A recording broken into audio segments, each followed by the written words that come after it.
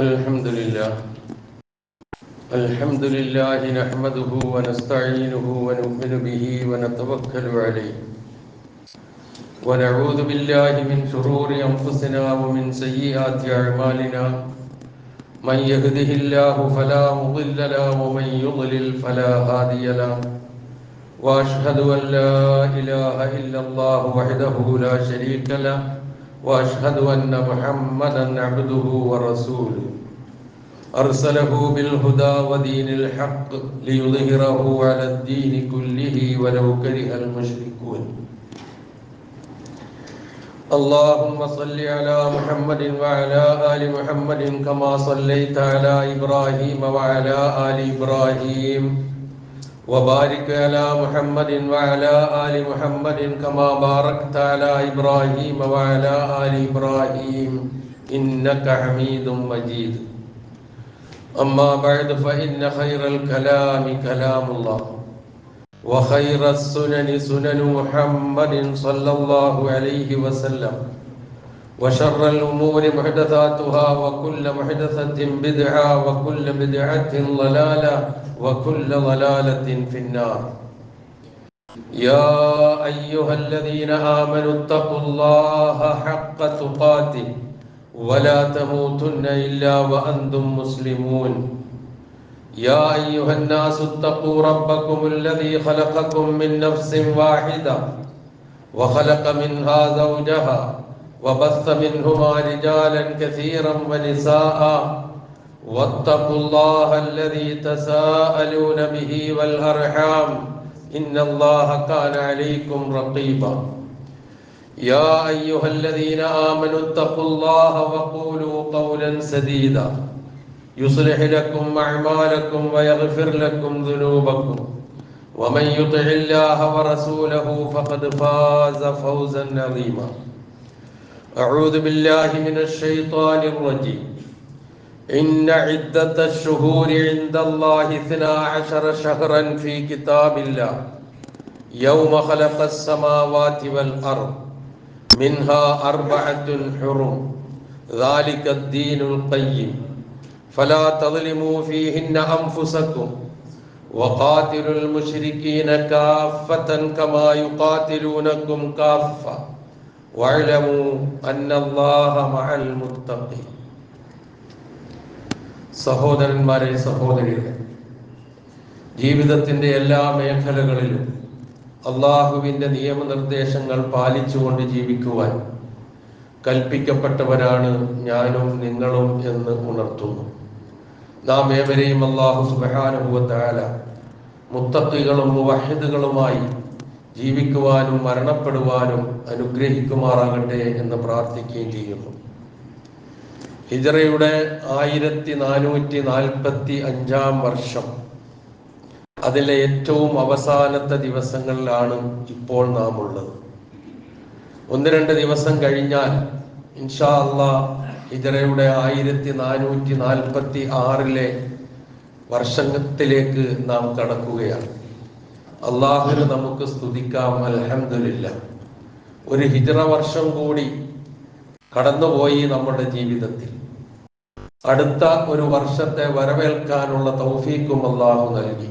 എങ്ങനെ അള്ളാഹുവിനെ സ്തുതിക്കാതിരിക്കാൻ കഴിയും? അൽഹംദുലില്ലാഹ്.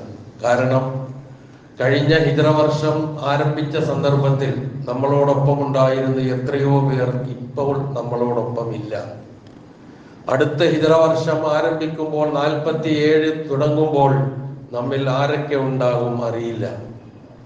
അതാണ് നാം ഇങ്ങനെ ഒരു മാറ്റം വരുമ്പോൾ ചിന്തിക്കേണ്ട കാര്യങ്ങൾ. അല്ലാഹു സുബ്ഹാനഹു വ തആല നമ്മിൽ നിന്ന് മരണപ്പെട്ടു പോയ ആ സഹോദരങ്ങൾക്ക് അല്ലാഹു മഗ്ഫിറത്തും റഹ്മത്തും നൽകട്ടെ എന്ന് പ്രാർത്ഥിക്കാം.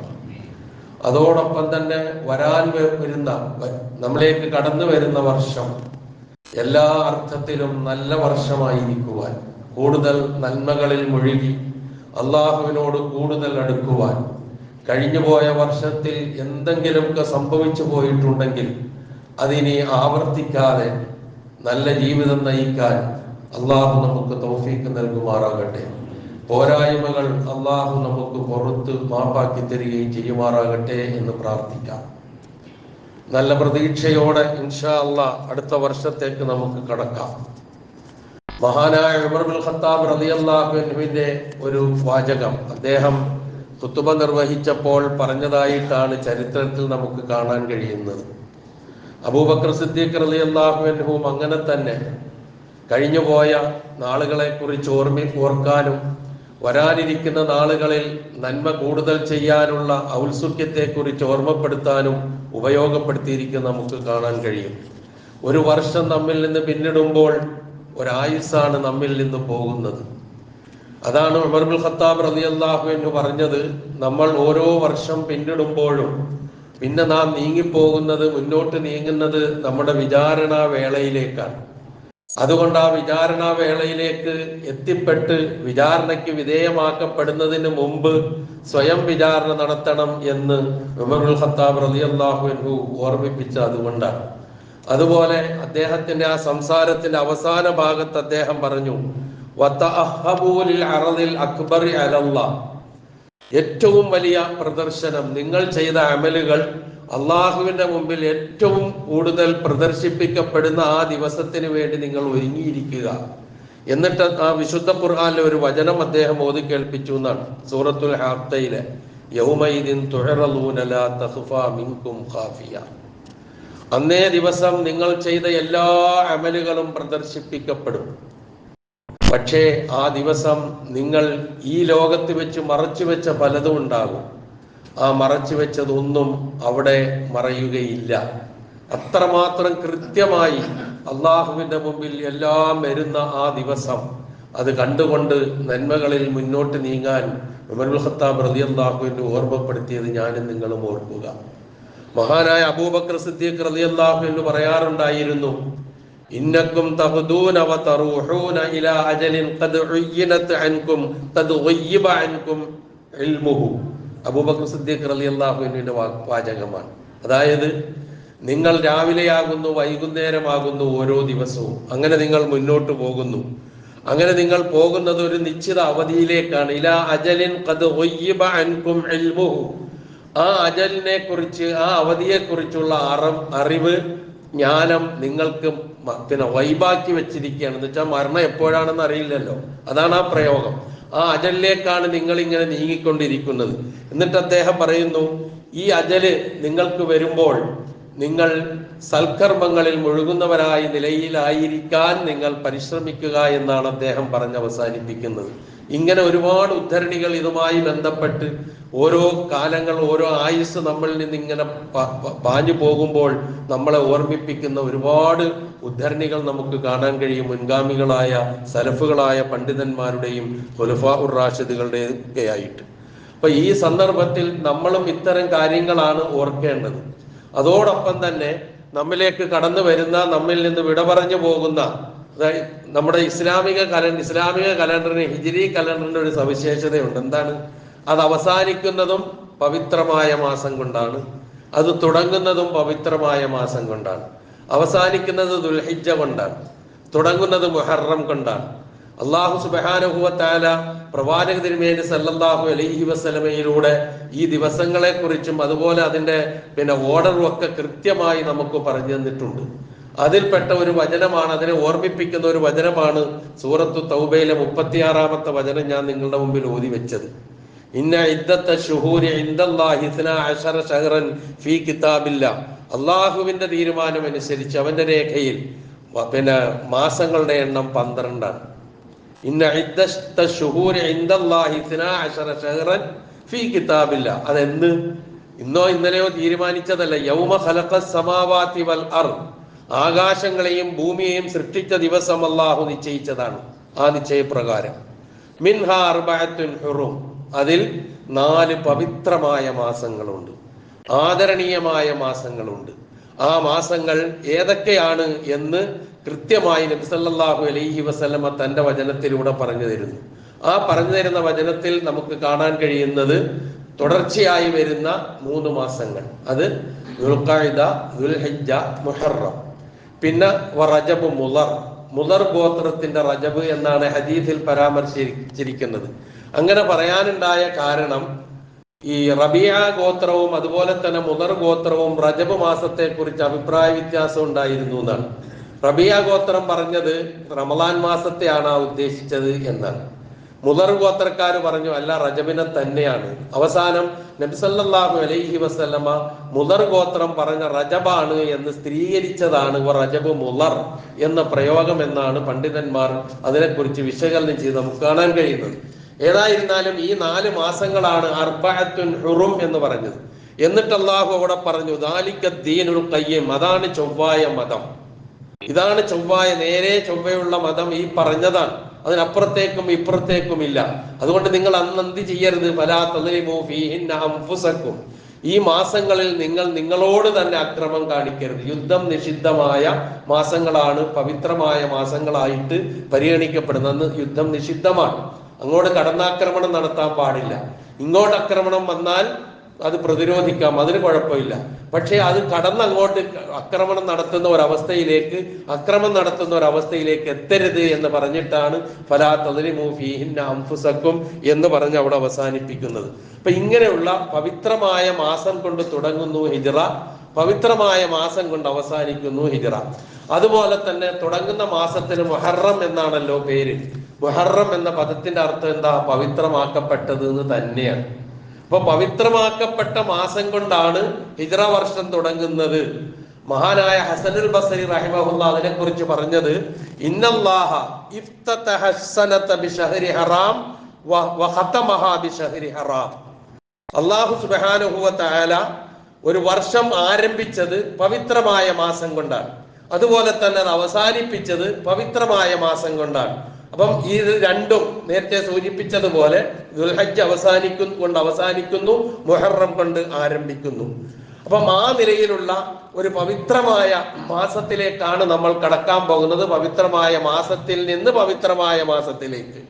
ഇത് നമ്മൾ സാധാരണയായി മുഹറം മാസം ആകുമ്പോൾ, വർഷം മാറുമ്പോൾ സാധാരണയായി ഇത് ഓർമ്മിപ്പിക്കുന്ന ഒരു സംഗതിയാണ്. എന്തുകൊണ്ടാണ് അങ്ങനെ ഓർമ്മിപ്പിക്കപ്പെടേണ്ടി വരുന്നത് എന്നുള്ളത് നമ്മൾ അവസാനത്തിലേക്ക് എത്താം. ഇസ്ലാമിക കലണ്ടർ, ഹിജ്രി കലണ്ടർ രൂപപ്പെടുന്നത് ഉമർ ഇബ്നുൽ ഖത്താബ് റളിയല്ലാഹു അൻഹുവിന്റെ ഭരണകാലത്താണ്. അതിനു മുമ്പില്ല. ഉമർ ഇബ്നുൽ ഖത്താബ് റളിയല്ലാഹു അൻഹുവിന്റെ ഭരണകാലത്ത് ഇത് രൂപപ്പെടുന്ന സന്ദർഭത്തിൽ സഹാബികളുമായി കൂടിയാലോചന നടത്തുമ്പോൾ അവർക്ക് ഇടയിൽ പല അഭിപ്രായങ്ങൾ ഉണ്ടായിരുന്നു ഏത് മാസം കൊണ്ട് തുടങ്ങണം എന്നതിനെ കുറിച്ച്. ചിലരുടെ അഭിപ്രായപ്പെട്ടത് എന്താണ്, ഖുർആൻ അവതരിച്ച മാസം ഏതാണോ അതുകൊണ്ട് തുടങ്ങാം, ഒരഭിപ്രായം അതായിരുന്നു.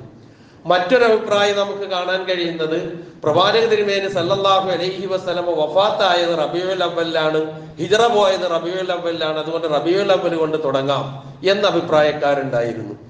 ഈ അഭിപ്രായങ്ങളൊക്കെ മാറ്റി എന്നിട്ട് അവസാനം നബി സല്ലല്ലാഹു അലൈഹി വസല്ലമ ഹിജ്റ പോകാൻ ഒരുക്കം തുടങ്ങിയതും സഹാബത്ത് ഹിജ്റ പോയി തുടങ്ങിയതും മുഹറം മാസമായതുകൊണ്ട് മുഹറം മാസം തന്നെ ആകട്ടെ എന്ന് തീരുമാനിച്ച് അങ്ങനെയാണ് മുഹറം കൊണ്ട് ഹിജ്രി കലണ്ടർ ആരംഭിക്കുന്നത് എന്നാണ് ചരിത്രം നമുക്ക് പറഞ്ഞു തരുന്നത്.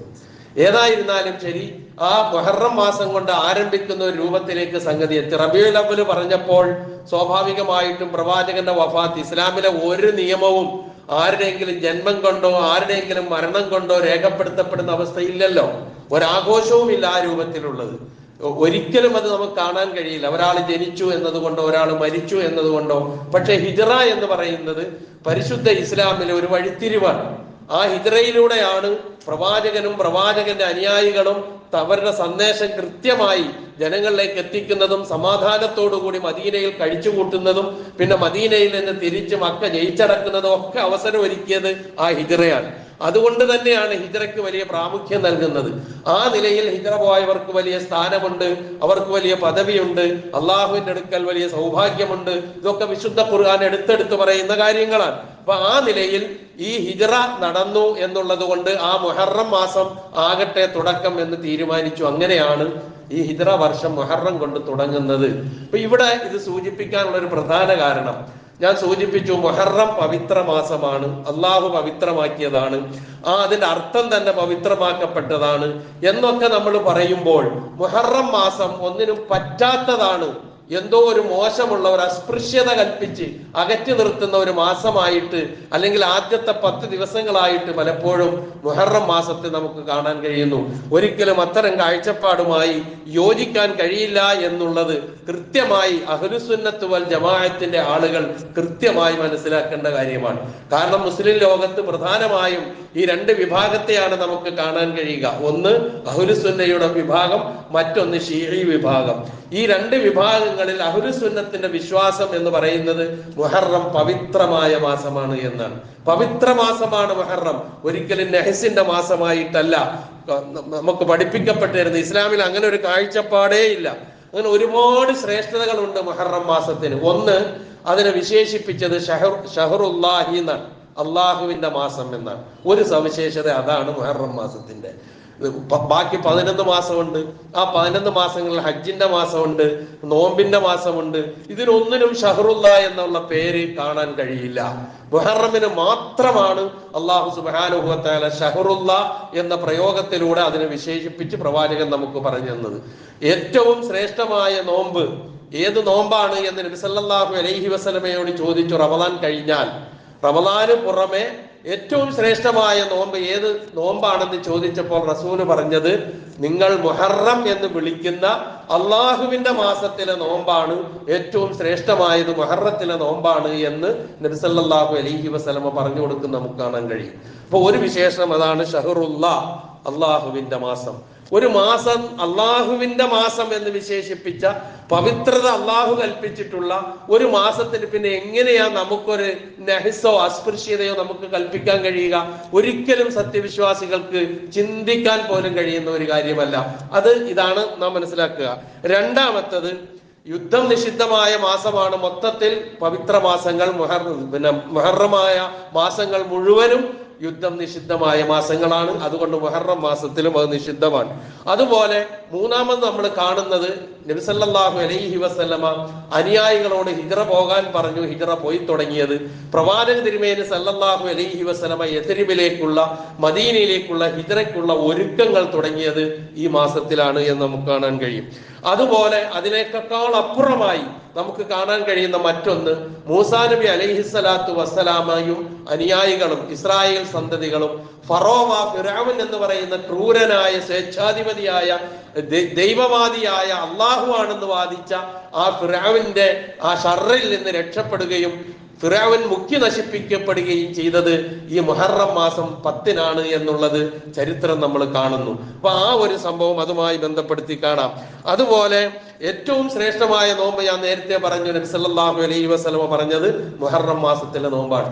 ഈ നിലയിൽ ഒക്കെ ഒരുപാട് സവിശേഷതകളും ചരിത്രപരമായ ഒരുപാട് പിൻബലവുമുള്ള ഒരു പവിത്ര മാസം. അതുകൊണ്ടാണ് ഹിജ്റ വർഷം തുടങ്ങുന്നത്. പക്ഷേ ആ പവിത്ര മാസത്തെ അള്ളാഹു എങ്ങനെ പവിത്രമാക്കി നിശ്ചയിച്ചുവോ ആ രൂപത്തിൽ അംഗീകരിക്കുക എന്നുള്ളതാണ് വിശ്വാസികളുടെ ബാധ്യത. അത് വിശുദ്ധ ഖുർആൻ സൂറത്തുൽ ഹജ്ജില് 2 സ്ഥലങ്ങളിൽ പ്രധാനമായി എടുത്തു പറയുന്നുണ്ട്. ഒന്ന്, ദാലിക വമൻ യുഅല്ലിം ഹുറുമാത്തില്ലാഹി ഫഹുവ ഖൈറുൽ ലഹു ഇൻദ റബ്ബി. അത് ഹജ്ജിലെ 30-ാമത്തെ വചനമാണ്. അതായത് ആരാണോ, കാര്യം എന്താണ്, വമൻ യുഅല്ലിം ഹുറുമാത്തില്ലാഹി, അള്ളാഹു പവിത്രത നൽകിയതിനെ ആര് ബഹുമാനിക്കുന്നുവോ ഫഹുവ ഖൈറുൽ ലഹു ഇൻദ റബ്ബി, അത് അവന്റെ രക്ഷിതാവിന്റെ അടുക്കൽ അവന് ഖൈറാണ് എന്നാ പറയുന്നത്. അപ്പം അള്ളാഹു പവിത്രമാക്കിയതിന്റെ പവിത്രത അംഗീകരിക്കലും ആദരിക്കലും ബഹുമാനിക്കലും അത് ഉൾക്കൊള്ളുന്ന വിശ്വാസികളുടെ ബാധ്യതയാണ്. ആ വിശ്വാസികൾ അത് ചെയ്യാതെ അതിനൊരു നഹിസോ മോശമായതാണെന്നോ ഉള്ള കാഴ്ചപ്പാടിലേക്ക് മനസ്സ് പോയാൽ പിന്നെ എന്താണ് നമ്മളെ കുറിച്ച് നമ്മൾ പറയേണ്ടത് എന്നുള്ളത് നമ്മൾ ചിന്തിച്ചു നോക്കുക. മറ്റൊന്ന് സൂറത്തുൽ ഹജ്ജിലെ തന്നെ 32-ാമത്തെ വചനം, ദാലിക വമൻ യുഅല്ലിം ശആയിറല്ലാഹി ഫഇന്നഹാ മിൻ തഖ്വൽ ഖുലൂബ്. അല്ലാഹുവിന്റെ ചിഹ്നങ്ങളെ ആരാദരിക്കുന്നുവോ അവരുടെയൊക്കെ ഹൃദയങ്ങളിൽ തഖ്വയുണ്ട് എന്നതിന്റെ തെളിവാണ് എന്നാണ്. അപ്പൊ അതില്ലെങ്കിലോ മറുവശം ഒന്ന് ചിന്തിക്കാൻ നമുക്ക്. തഖ്വ ഉണ്ട് എന്നതിന്റെ, ഹൃദയങ്ങളിലെ തഖ്വ ഉണ്ട് എന്നതിന്റെ തെളിവാണ് അള്ളാഹുവിന്റെ ചിഹ്നങ്ങളെ ആദരിക്കല്. അള്ളാഹുവിന്റെ ചിഹ്നങ്ങൾ ഒരുപാടുണ്ട്, ദിവസങ്ങളുണ്ട്, മാസങ്ങളുണ്ട്, സ്ഥലങ്ങളുണ്ട്. ഇതൊക്കെ ഒരുപാട് നമ്മൾ ചർച്ച ചെയ്യുന്നതാണ് സാധാരണ. അങ്ങനെ അള്ളാഹുവിന്റെ ചിഹ്നങ്ങളെ ആദരിക്കുന്നത് തഖ്വൽ ഖുലൂബാണ്, ഹൃദയങ്ങളിൽ തഖ്വയുണ്ട് എന്നതിൽ പെട്ടതാണ് എന്ന് ഖുർആൻ പറയുന്നു. അപ്പൊ മുഹറം എന്ന് പറയുന്ന അള്ളാഹു ആദരിച്ച, പവിത്രമാക്കി നിശ്ചയിച്ച, അള്ളാഹുവിന്റെ ചിഹ്നമായി നിശ്ചയിച്ച ആ നാളുകളെ നമ്മൾ എങ്ങനെ, പ്രിയമുള്ളവരെ, ആരുടെയെങ്കിലും അന്ധവിശ്വാസത്തിന്റെ അടിസ്ഥാനത്തിൽ അതിനെ നഹിസാക്കി നമുക്ക് മാറ്റാൻ കഴിയുക, അല്ലെങ്കിൽ ദുശകുനത്തിൻ്റെതാക്കി നമുക്ക് മാറ്റാൻ കഴിയുക? ഒരിക്കലും കഴിയില്ല. അതിന്റെ പവിത്രത നാം അംഗീകരിക്കുക എന്നുള്ളതാ. അതുപോലെ സൂറത്തുൽ മാഇദയിലെ 2-ാമത്തെ വചനത്തിൽ അള്ളാഹു മൊത്തത്തിൽ കുറെ കാര്യങ്ങൾ വിശ്വാസികളെ വിളിച്ചുകൊണ്ട് പറയുന്നുണ്ട്. യാ അയ്യുഹല്ലദീന ആമനു, വിശ്വാസികളെ, ലാ തുഹില്ലു ശആഇറല്ലാഹ്, അള്ളാഹുവിന്റെ ചിഹ്നങ്ങളെ, അള്ളാഹു ബഹുമാനിച്ച ചിഹ്നങ്ങളെ ഒരിക്കലും നിങ്ങൾ അനാദരിക്കരുത്.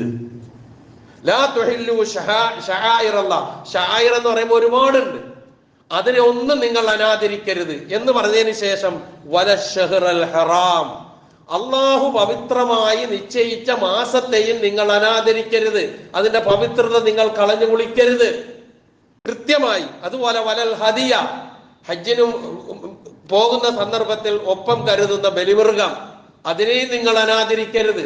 വലൽ ഖലായിദ്, ഇത് ബലിമൃഗമാണെന്ന് തെളിയിക്കുന്നതിന് വേണ്ടി ആ ബലിമൃഗങ്ങളുടെ കഴുത്തിൽ അണിയിക്കുന്ന മാല, അടയാളത്താലി, അതിനെയും നിങ്ങൾ അനാദരിക്കരുത്.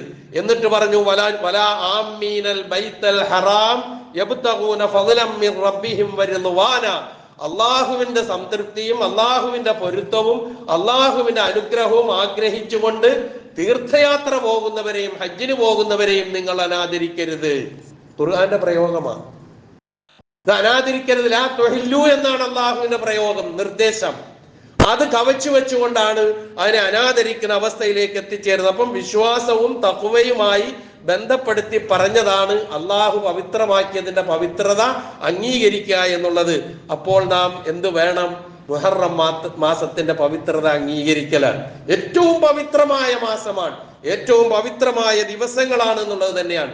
അതിനെ നെഹസിന്റെ ഒരു പുകമറ സൃഷ്ടിക്കുക മോശമാണ്, ഒന്നിനും കൊള്ളരുതാത്തതാണ്. വീട് പണിയാൻ കൊള്ളൂല, കുറ്റി അടിക്കാൻ കൊള്ളൂല, അതുപോലെ തന്നെ വീട് കൂടാൻ പറ്റൂല, വിവാഹം ആലോചിക്കാൻ പറ്റൂല, വിവാഹം നടത്താൻ പറ്റൂല, കട ഉദ്ഘാടനം ചെയ്യാൻ പറ്റൂല, തുടങ്ങാൻ ഒരു നല്ലതും പറ്റൂല.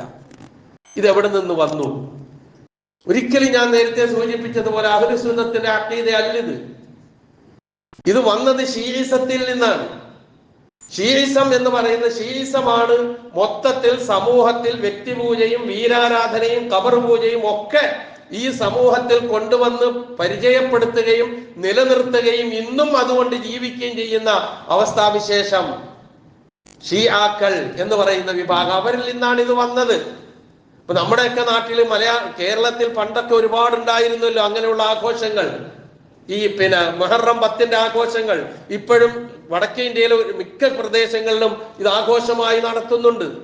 അത് ആഘോഷവും അതോപോലെ തന്നെ ദുഃഖവും ഒക്കെ ആയി ഒരുമിച്ച് കൊണ്ടുപോകുന്നതാണ് പലപ്പോഴും വടക്കേ ഇന്ത്യൻ സംസ്ഥാനങ്ങളിൽ നമ്മിൽപ്പെട്ട പലരും അത് ചെയ്തുകൊണ്ടിരിക്കുന്ന നമ്മുടെ നാമധാരികളായ ആളുകൾ. പക്ഷെ അത് വന്നത് എവിടെ നിന്ന് എന്നുള്ളതിനെ കുറിച്ച് ചിന്തിക്കുന്നില്ല. അത് വളരെ കൃത്യമായി ഇത്രയും പവിത്രമായ, നേരത്തെ പറഞ്ഞതുപോലെ ഒരു 5-8 സവിശേഷതകളുണ്ട് മുഹറം മാസത്തിനും മുഹറം 10നും. അതൊക്കെ കളഞ്ഞു ഒളിച്ചുകൊണ്ട് ഇതിങ്ങനെ സംഭവിക്കാനുള്ള ഒരേ ഒരു കാരണമാണ് ചരിത്രത്തിൽ നമുക്ക് കാണാൻ കഴിയുന്നത്. അതെന്താണ്? ഹിജറ 61-ാമത്തെ വർഷം മുഹറം 10ന് ദാരുണമായ ഒരു സംഭവം ഇസ്ലാമിക ചരിത്രത്തിൽ ഉണ്ടായി. അതെന്താണ്? മഹാനായ അലി ഇബ്നു അബീ താലിബ് റളിയല്ലാഹു അൻഹുവിന്റെ പുത്രൻ, മഹാനായ പ്രവാചക തിരുമേനി സല്ലല്ലാഹു അലൈഹി വസല്ലമയുടെ പൗത്രൻ ഹുസൈൻ റളിയല്ലാഹു അൻഹു കർബലയിൽ വെച്ച് അതിദാരുണമായ വിധം വധിക്കപ്പെട്ടു. ചരിത്രത്തിൽ അങ്ങനെ ഒരു സംഭവമുണ്ട്.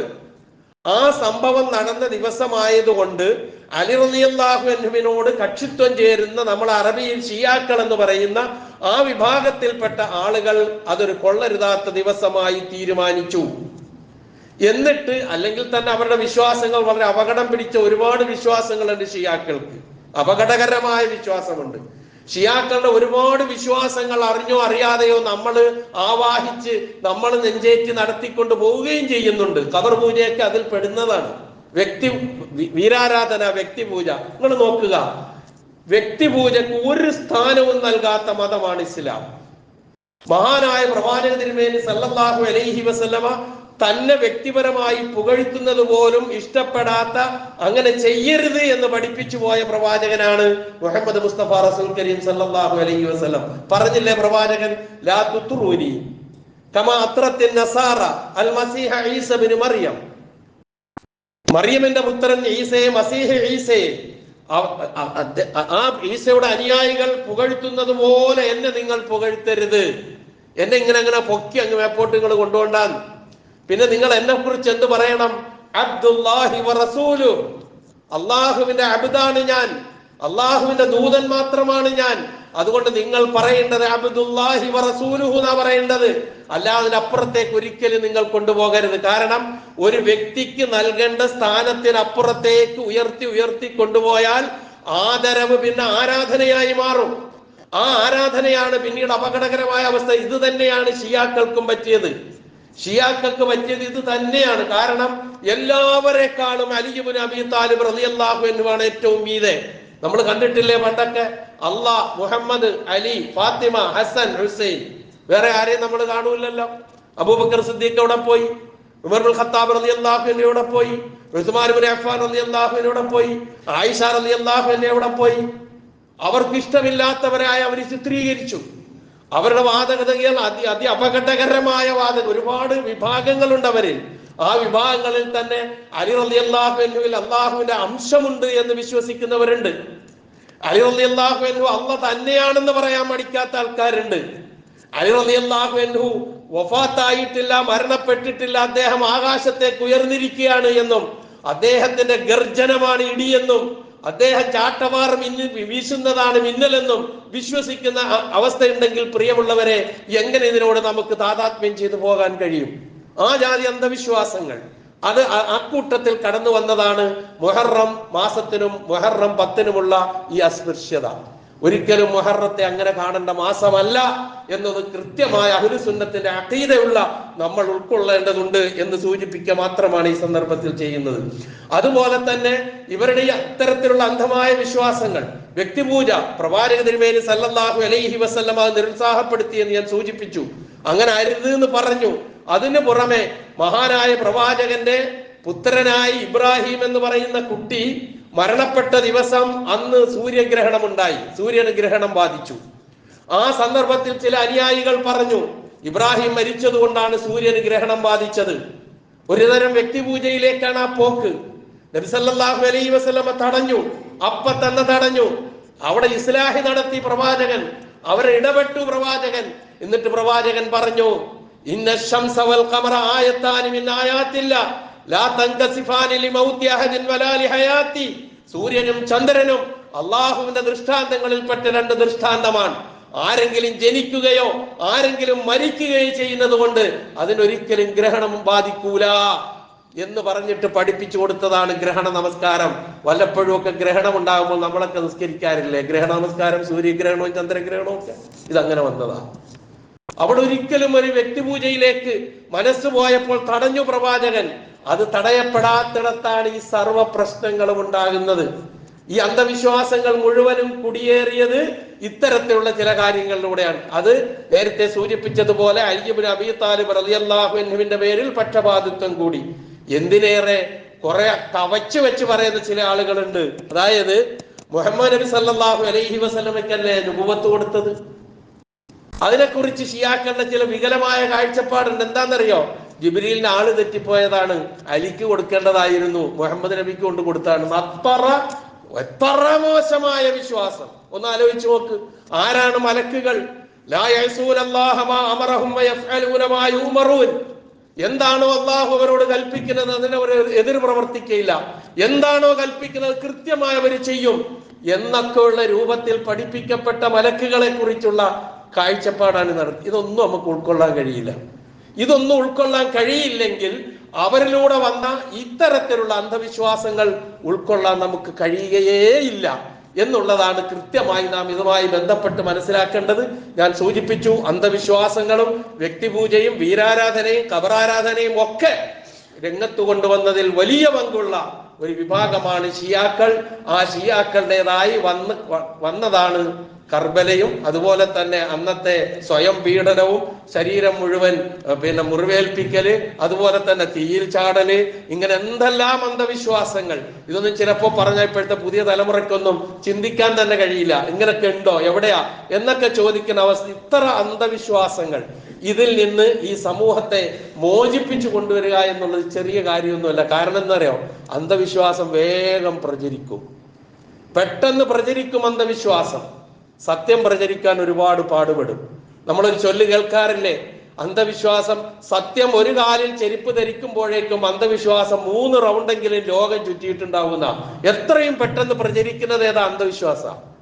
ഒരിക്കലും സത്യം അങ്ങനെ പ്രചരിക്കൂല. സത്യം പ്രചരിക്കാൻ ഒരുപാട് കയ്പ് അനുഭവിക്കേണ്ടി വരും.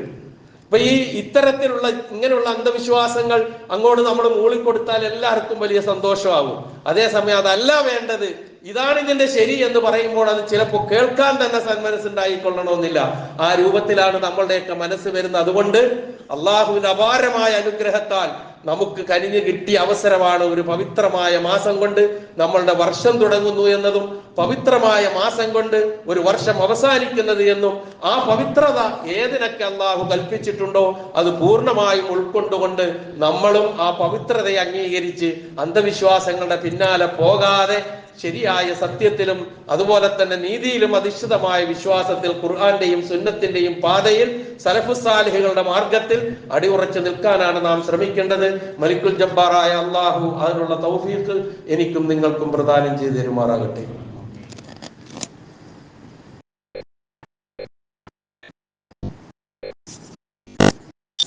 അൽഹംദുലില്ലാഹ് അല്ലദീ ഹദാനാ ലിഹാദാ വമാ കുന്നാ ലിനഹ്തദിയ ലൗലാ അൻ ഹദാനല്ലാഹ് വസ്സലാത്തു വസ്സലാമു അലാ റസൂലിഹിൽ അമീൻ വഅലാ ആലിഹി വസഹ്ബിഹി അജ്മഈൻ. അമ്മാ ബഅദ്, ഇത്തഖുല്ലാഹ ഇബാദല്ലാഹ്. ഒരിക്കൽ കൂടി അള്ളാഹുവിന്റെ ആജ്ഞാനുവർത്തികളായി ജീവിക്കുക ഞാൻ ഉണർത്തുന്നു. ഈ അന്ധവിശ്വാസങ്ങൾക്ക് മതമില്ല, ജാതിയില്ല. അന്ധവിശ്വാസത്തിന് അന്ധവിശ്വാസം മാത്രമേ ഉള്ളൂ. അത് ഉൾക്കൊള്ളുന്ന ഒരുപാട് ആൾക്കാരുണ്ടാകും. ഇപ്പൊ നമ്മുടെ നാട്ടിൽ ഏറ്റവും കൂടുതൽ ചർച്ച ചെയ്യപ്പെട്ടുകൊണ്ടിരിക്കുന്ന നമ്മുടെ ഈ വിഷയവുമായി അന്ധവിശ്വാസവുമായി ബന്ധപ്പെട്ടുകൊണ്ട് തന്നെ നമുക്ക് മനസ്സിലാക്കാൻ കഴിയുന്ന ഒരു കാര്യമാണ്. ഒരു പോലീസുകാരൻ ആൾദൈവമായി മാറുന്നു, എന്നിട്ട് പിന്നാലെ കുറെ അനുയായികൾ കൂടുന്നു, ലക്ഷങ്ങളായി മാറുന്നു അനുയായികൾ. അയാൾ നടന്നു പോകുന്ന വഴിയിൽ അയാളുടെ പാദങ്ങൾ സ്പർശിക്കുന്ന സ്ഥലത്ത് നിന്നും മണ്ണ് പൂജാദ്രവ്യമായി വാരിയെടുക്കാൻ വെമ്പൽ കൊള്ളുന്നു. കാൽപാദം മാത്രമല്ല, അയാൾ സഞ്ചരിക്കുന്ന വാഹനം, 60 വാഹനങ്ങളുടെ അകമ്പടിയോടുകൂടി പത്രാസിലാണ് ദൈവം പോണത്. അപ്പൊ ആ നിലയിൽ ആൾദൈവം ഒക്കെ വരുന്നത് അന്ധവിശ്വാസങ്ങളിൽ നിന്ന് വരുന്നതാണ്. എത്രയോ ആൾദൈവങ്ങളാണ് നമ്മുടെയൊക്കെ രാജ്യത്തുള്ളത്, എണ്ണാൻ കഴിയില്ല, അത്രയേറെ ഉണ്ട്. അതിലിപ്പോ പുതിയതായിട്ട് വന്ന ഒന്നാണ് ഇതിപ്പോ എന്താണ് സംഭവിച്ചത്? ഏതായിരുന്നാലും അത് ഇപ്പം കുറെ 10, 100, 120 ആൾക്കാർ മരിച്ചു, കുറെ പേർക്ക് പരിക്ക് പറ്റി. അങ്ങനെയുള്ള ഒരു ചർച്ച നടന്നുകൊണ്ടിരിക്കും നമ്മുടെ നാട്ടിൽ. അന്വേഷണവും ജുഡീഷ്യൽ അന്വേഷണവും ഒക്കെ പ്രഖ്യാപിച്ചിട്ടുണ്ട്. അതൊക്കെ അങ്ങനത്തെ ഉണ്ടാവുള്ളൂ. തന്നെയുമല്ല, ഈ അന്ധവിശ്വാസം ഒരു മതമായി അംഗീകരിച്ച് ജീവിക്കുന്ന ഭരണാധികാരികൾ ഉള്ളിടത്തോളം കാലം ഇതൊന്നും രക്ഷപ്പെടൂല. ഇപ്പൊ ഈ പറഞ്ഞതൊക്കെ ഉണ്ടല്ലോ, നഗ്ന സന്യാസിമാരുടെ മുന്നിൽ പോയി തല കുനിച്ച് സുജൂദ് ചെയ്യുന്ന ഭരണാധികാരികൾക്ക് എങ്ങനെ ഒരു അന്ധവിശ്വാസത്തിനെതിരെ പ്രതികരിക്കാൻ കഴിയില്ല. എന്ത് നിയമം കൊണ്ടുവന്നാലും ആ നിയമവുമായിട്ട് പോകാനൊന്നും കഴിയില്ല. ഇപ്പൊ അന്വേഷണം നടത്തി, എന്ത് കാണും? ദൈവം എവിടെ പോയി? ദൈവത്തെ കാണാനില്ല, ദൈവം ഒളിവിലായി. നശിച്ചവർക്കും നഷ്ടപ്പെട്ടവർക്കും എല്ലാം നഷ്ടപ്പെട്ടു, മരിച്ചവർക്ക് മരണപ്പെട്ടവർ പോയി. ഈ ജാതി അന്ധവിശ്വാസങ്ങൾ, ഈ അന്ധവിശ്വാസങ്ങളുടെ കാര്യത്തിലാണ് ഈ പൗരോഹിത്യവും അതുപോലെ തന്നെ ഈ ആൾദൈവങ്ങളും ഒക്കെ ജീവിച്ചു പോകുന്നത്. നമ്മുടെ സമൂഹത്തിൽ അന്ധവിശ്വാസങ്ങൾക്ക് വല്ല കുറവുണ്ടോ? ഈ ജാതി അന്ധവിശ്വാസങ്ങൾ ഏതെല്ലാം തരത്തിലുള്ളത് നമ്മൾ വായിക്കുന്നത്, കേൾക്കുന്നത്, കാണുന്നത്. സന്താനങ്ങൾ ഉണ്ടാകാൻ എന്ത് ചെയ്താൽ മതി? ഒരു ഗ്ലാസ്സിൽ വെള്ളം എടുക്കുക, വെള്ളമെടുത്തിട്ട് ഭാര്യയും ഭർത്താവും ഒരുമിച്ചിരുന്ന് യാസീൻ ഓതിട്ട് ഓരോ മുടിയിൽ വരുമ്പോഴും ആദ്യം ഭർത്താവ് വെള്ളത്തിൽ കൈയിട്ടൊന്ന് ഇളക്കുക, പിന്നെ ഭാര്യ കൈയിട്ടൊന്ന് ഇളക്കുക. അങ്ങനെ 7 മുടിയും കഴിയുമ്പോൾ ഇളക്ക് കഴിഞ്ഞതിന് ശേഷം കുടിക്കുക. എന്നിട്ട് രാത്രിയിൽ ഒരുമിച്ച് ശയിക്കുക. ഉറപ്പായിട്ട് സന്താനം ഉണ്ടാകുന്ന പ്രചരിപ്പിക്കുന്നത്. നഊദു ബില്ലാഹ്. പടച്ചവൻ എവിടെ പോയി? അള്ളാഹു എവിടെ? ഈ ജാതി അന്ധവിശ്വാസങ്ങൾ എന്നിട്ട് വളരെ കൃത്യമായി അദ്ദേഹം പറയുന്നുണ്ട്, എനിക്ക് 2 പെൺമക്കളുണ്ട്. ആ 2 പെൺമക്കളുടെ ശരീരത്തിൽ ഞാൻ ഇട്ട സ്വർണം മുഴുവൻ ഇതുപോലെ ഞാൻ പറഞ്ഞു കൊടുത്തിട്ട് സന്താനങ്ങൾ ഉണ്ടായിട്ട് അവരെനിക്ക് തന്നിയ സംഭാവനകളാണ് എന്റെ മക്കളുടെ ശരീരത്തിൽ കിടക്കുന്നതെന്ന് പറയാൻ പോലും മടി കാണിക്കാത്ത ഖുർആൻ പറഞ്ഞില്ലേ, ഇന്ന കസീറം മിനൽ അഹ്ബാരി വറുഹ്ബാനി യഅകുലൂന അംവാലൻ നാസി ബിൽ ബാത്തിൽ. അത് തന്നെ അന്യായമായി തിന്നു തന്നെ ഈ ജാതി. അതാണ് ഞാൻ ആദ്യം ഒരു വാചകം പറഞ്ഞത്, അന്ധവിശ്വാസങ്ങൾക്ക് ജാതിയില്ല, മതമില്ല, എല്ലാവരും അതിൽ യോജിച്ചു പോകും. അതേപോലെ തന്നെ ഭരണാധികാരികളെ സംബന്ധിച്ചിടത്തോളം അത് നിലനിർത്തിയില്ലെങ്കിൽ അവർക്ക് നിൽക്കാനും കഴിയില്ല.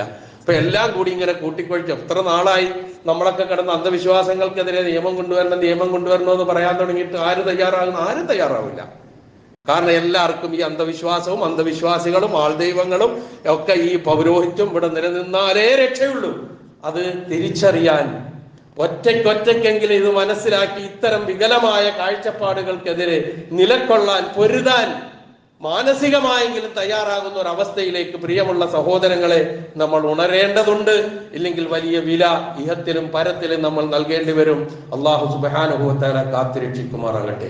ഇത്തരം തെറ്റായ വിശ്വാസങ്ങളിൽ നിന്നും അതേപോലെ തന്നെ അന്ധവിശ്വാസങ്ങളിൽ നിന്നൊക്കെ അകന്ന് സത്യത്തിന്റെ ഒപ്പം നിലകൊള്ളുവാനുള്ള തൗഫീഖ് അല്ലാഹു നമുക്ക് പ്രദാനം ചെയ്യുമാറാകട്ടെ. പ്രാർത്ഥനയിലേക്ക് കടക്കുന്നതിന് മുമ്പ് നമ്മൾ ഇന്നത്തെ ഈ മാസത്തെ റിലീഫ് ഫണ്ടിന്റെ കളക്ഷന്റെ ദിവസമാണ്. കാര്യമൊന്ന് ഉണർത്തുന്നു, കാര്യമായി എല്ലാവരും സഹായിക്കുക. അതുപോലെ തന്നെ മറ്റു 1-2 കാര്യങ്ങൾ, പ്രത്യേകിച്ച് നമ്മുടെ കള്ളിയത്ത് നൂർഷാ സാഹിബിന്റെ സഹോദരൻ മരണപ്പെട്ടതായ ഒരു മെസ്സേജ് അല്പം മുമ്പ് ലഭിക്കുകയുണ്ടായി. എപ്പോഴാണ് കബറടക്കം എന്നോ ഒന്നും അറിഞ്ഞിട്ടില്ല. ഇപ്പൊ കോഴിക്കോടാണുള്ളത്, തിരൂരിലേക്ക് കൊണ്ടുവരുമെന്ന് മാത്രം ഒരു മെസ്സേജാണ് അദ്ദേഹത്തിൽ നിന്ന് ലഭിച്ചിരിക്കുന്നത്. കബറടക്കത്തിന്റെ സമയമൊന്നും നിശ്ചയിച്ചിട്ടില്ല. അല്ലാഹു സുബ്ഹാനഹു വ തആല ആ സഹോദരന് മഗ്ഫിറത്തും മർഹമത്തും നൽകുമാറാകട്ടെ.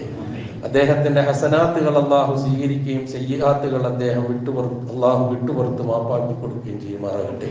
അദ്ദേഹത്തെയും നമ്മളെയും അല്ലാഹു ജന്നാത്തുൽ ഫിർദൗസിൽ ഒരുമിച്ച് കൂട്ടുമാറാകട്ടെ. അതുപോലെ നമ്മുടെ ഈ പള്ളിയുമായി ബന്ധപ്പെടുന്ന കുടുംബങ്ങളിൽപ്പെട്ട സഹോദരിമാർ വളരെ പ്രയാസം അനുഭവിച്ച് ഹോസ്പിറ്റലിൽ കഴിയുന്നുണ്ട്. അല്ലാഹു സുബ്ഹാനഹു വ തആല അവരുടെയൊക്കെ രോഗങ്ങൾ ശിഫയാക്കി കൊടുക്കുമാറാകട്ടെ. അവരുടെ പ്രയാസങ്ങൾ അല്ലാഹു അകറ്റി കൊടുക്കുമാറാകട്ടെ. അറിഞ്ഞോ അറിയാതെയോ നമ്മിൽ നിന്ന് വന്നുപോയ എല്ലാ തെറ്റുകുറ്റങ്ങളും അല്ലാഹു നമുക്ക് പുറത്തു മാപ്പാക്കി തരുമാറാകട്ടെ. നമ്മിൽ നിന്ന് മരണപ്പെട്ടു പോരുടെ പാപങ്ങൾ അല്ലാഹു പുറത്തു കൊടുക്കുമാറാകട്ടെ. അവരെയും നമ്മളെയും അല്ലാഹു ജന്നാത്തുൽ ഫിർദൗസിൽ ഒരുമിച്ച് കൂട്ടുമാറാകട്ടെ. നമ്മിൽ നിന്ന് രോഗങ്ങൾ കൊണ്ട് വിഷമിക്കുന്നവരുടെ രോഗങ്ങളെ അല്ലാഹു ശിഫയാക്കി കൊടുക്കുമാറാകട്ടെ. പ്രയാസങ്ങൾ അനുഭവിക്കുന്നവരുടെ പ്രയാസങ്ങളെ അല്ലാഹു ദൂരീകരിച്ചു കൊടുക്കുമാറാകട്ടെ. സർവോപരി ഇസ്ലാമിനും മുസ്ലിം ഉമ്മത്തിനും അല്ലാഹു ഇസ്സത്തിനെ പ്രദാനം ചെയ്യുമാറാകട്ടെ. اللهم اغفر للمؤمنين والمؤمنات والمسلمين والمسلمات الأحياء منهم والأموات إنك مجيب الدعوات ويا قاضي الحاجات. اللهم أعز الإسلام والمسلمين وأذل الشرك والمشركين. اللهم أجرنا من النار، اللهم أجرنا من النار، اللهم أجرنا من النار. ربنا اغفر لنا ولإخواننا الذين سبقونا بالإيمان ولا تجعل في قلوبنا غلا للذين آمنوا ربنا إنك رؤوف رحيم. ربنا آتنا في الدنيا حسنة وفي الآخرة حسنة وقنا عذاب النار.